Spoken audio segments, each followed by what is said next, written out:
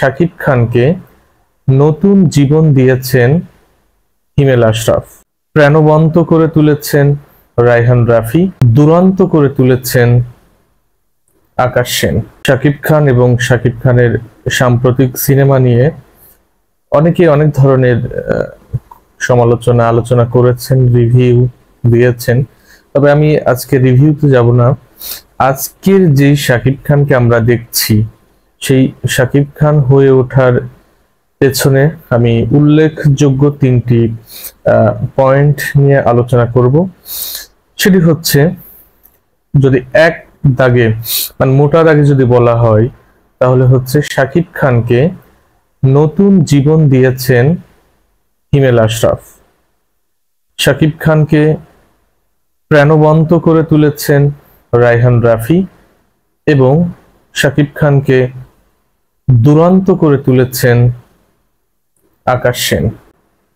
আসলে একটা সিনেমার ক্ষেত্রে গল্পের পাশাপাশি ভালো পরিচালক লাগে এবং ভালো ফাইট লাগে, ভালো গান লাগে। গান চলচ্চিত্র হিট করার ক্ষেত্রে বিরাট বড় একটা ভূমিকা রেখে থাকে। তো একটা একটা করে আমি আলোচনায় আসি। সেটা হচ্ছে শাকিব খানকে কিভাবে নতুন জীবন দিল। এই প্রিয়তমার আগে শাকিব খান এবং প্রিয়তমার পরের শাকিব খান একেবারে আকাশ এবং পাতাল পার্থক্য। শাকিব খানকে প্রিয়তমা, রাজকুমার পর্যন্ত আমি ব্যক্তিগতভাবে শাকিব খানকে সুপারস্টার বলেই জানতাম, সুপারস্টার বলেই ডাকতাম। কিন্তু এই তুফানের পরে শাকিব খানকে মেগা স্টার বলে ডাকতে বাধ্য হলাম, কারণ বাংলাদেশের এই মুহূর্তে একমাত্র ইন্টারন্যাশনাল হিরো তিনি হচ্ছেন শাকিব খান।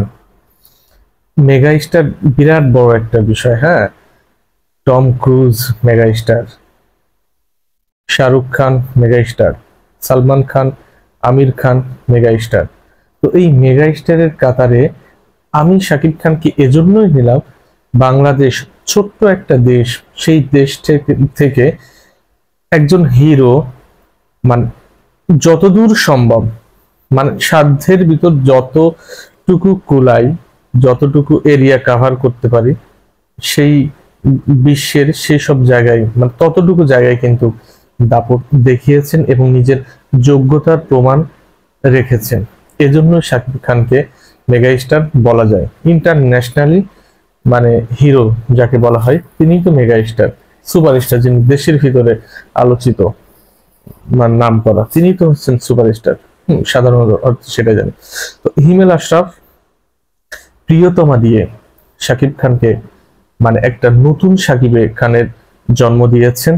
তবে হিমেল আশরাফ কিন্তু শাকিব খানের কে মানে একদম প্রপার ইউটিলাইজ করতে একেবারে ব্যর্থ। সর্বোচ্চ 5 থেকে 10% শাকিব খানকে চিনতে পেরেছেন, শাকিব খানকে ব্যবহার করতে পেরেছেন। কারণ প্রিয়তমা সারা বিশ্ব জুড়ে, যেখানে বাঙালি আছে, সারা বিশ্ব জুড়ে অতটা আলোচিত হয়নি। হলেও প্রিয়তমার গল্প একেবারে দুর্বল, রাজকুমার সেটাও একই ধরনের।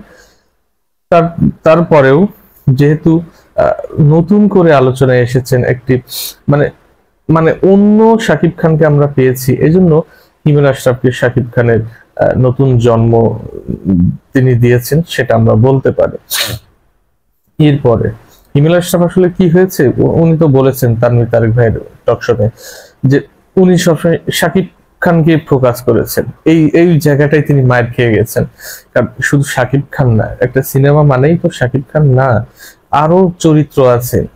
হ্যাঁ, সব চরিত্রকে প্রাধান্য দিয়ে আসলে একটা সিনেমা ফুটিয়ে তোলা, সেটা বিশাল বড় একটা কাজ।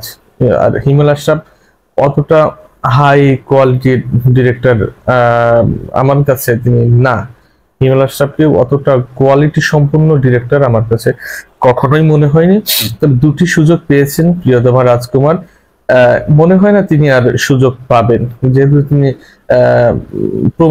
নিজেকে প্রমাণ করতে ব্যর্থ হয়েছেন, সুযোগ পাবেন না। তবুও যেহেতু কথাই বলে না, দান দান তিন দান, 3টা সুযোগ তিনি পেতেই পারেন। আরেকটা সুযোগ হয়তো বা তিনি পাবেন, হয়তো বা তিনি পাবেন না। তবে রায়হান রাফি তিনি কিন্তু একেবারে কি করেছেন, প্রাণবন্ত করে তুলেছেন। শাকিব খানকে আসলে চিনতে পেরেছেন শাকিবের ভেতর থেকে। তাকে শাকিবের ভেতর থেকে, ভেতরে যে শাকিবটা লুকিয়ে ছিল সেই শাকিব খানকে বের করে আনতে পেরেছেন কিন্তু রায়হান রাফি, তুফান।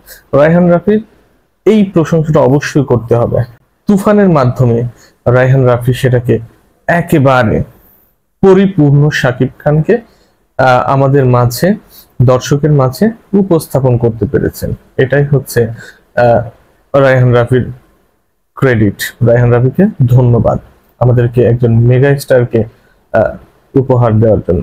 আর একজনের কথা বললাম যে তিনি হচ্ছেন আকাশ সেন, ওপার বাংলার আকাশ সেন।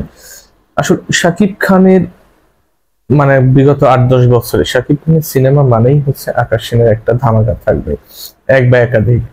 আমরা প্রিয়তমার কথাই বলি, প্রিয়তমায় তিনি গানও গেয়েছেন একটা কুরবানি, তার মিউজিকও করেছেন ও প্রিয়তমা। তার মানে কি, এই যে একটা দুরন্ত শাকিব, মানে সিনেমার ভিতর যে দুরন্ত পানা, মানে শাকিবের জীবনটাকে তিনি দুরন্ত পনায় ভরিয়ে দিয়েছেন। মানে টকবগে একটা যুবক, তিনি ছুটে চলেছেন গানের তালে তালে, মানে ঢেউয়ের তালে তালে। একটা যে ঢেউ, সেই ঢেউয়ের তালে তালে যে একটা নাচ থাকে, সেই নাচটা কিন্তু দিয়েছেন কলকাতার আকাশ সেন। তুফানের ভিতরে দেখেন তার গান আছে, রাজকুমারের ভিতর গান আছে।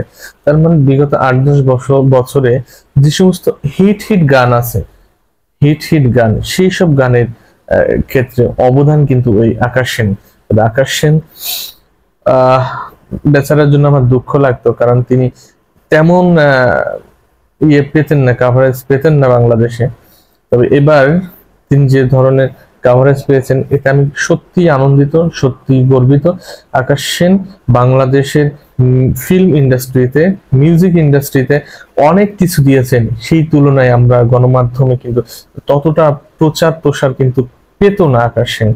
কিন্তু এবার এই তুফানের মাধ্যমে বাংলাদেশে এসেছিলেন এবং ভালো সাড়া পেয়েছেন, অনেক কাভারেজ পেয়েছেন। আমাকেও ব্যক্তিগতভাবে অনেকেই নক দিয়েছিলেন, অনেকেই পেরেছেন তাকে রিচ করতে। শাকিব খানকে করে তুলেছেন একজন দুরন্ত সৈনিক। তিনি সিনেমার, বাংলা সিনেমার দুরন্ত সৈনিক হয়েই থাকবেন আমাদের মাঝে। আরো ভালো ভালো সিনেমা উপহার দিবেন ইন্টারন্যাশনালি, সেটাই হচ্ছে আমাদের একমাত্র কামনা। সবাই ভালো থাকবেন।